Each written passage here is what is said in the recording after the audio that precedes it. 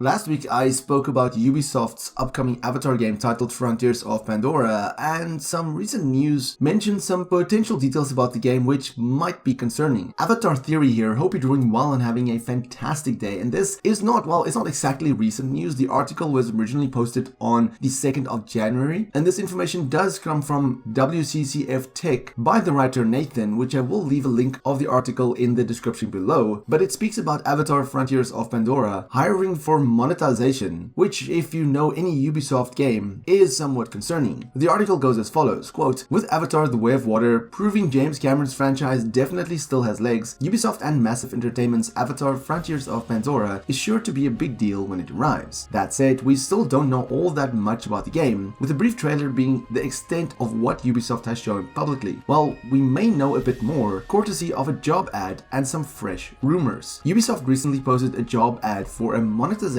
specialist, which makes clear that the successful candidate will go on to work at Massive Entertainment following a training period. Once at Massive, the new hire will be working with the game economy designers to develop monetization strategies, help set up primary and secondary stores, and work with the UX team to make sure everything is fully integrated into the game." So yeah, this is an Ubisoft game, so it's not a huge shock, but it does seem like Avatar Frontiers of Pandora is getting the full monetization sweep. End quote. Now, before I go on to the potential leaks and rumors about the game, I just want to touch on the monetization part for a bit. Of course, this is a Ubisoft game, and if you've played any Ubisoft game from Assassin's Creed to The Division, you will know that all of them does have in-store or in-game stores where you can buy outfits and all sorts of things. And with the potential the world of Avatar has, without a doubt, I can see a lot of skins and stuff like that in this store. And with it being a Ubisoft game, I won't be surprised if you see actual outfits of, say, for example, Altair or Ezio or some of the other assassins from the Assassin's Creed games in this store that you can buy for your avatar or for your character in Frontiers of Pandora. I mean, expansions is one thing, but Ubisoft will without a doubt have a massive store for this game. Now, going on to this leaked detail, this Reddit user has no history of leaking information, so do take all of this with a grain of salt, as there's no real sources to the leaker's information. But the article says, quote, "Our leaker's impression seems positive overall, with them vouching for the game's shooting mechanics and sharing that you'll be able to tame various creatures on Pandora. Ultimately,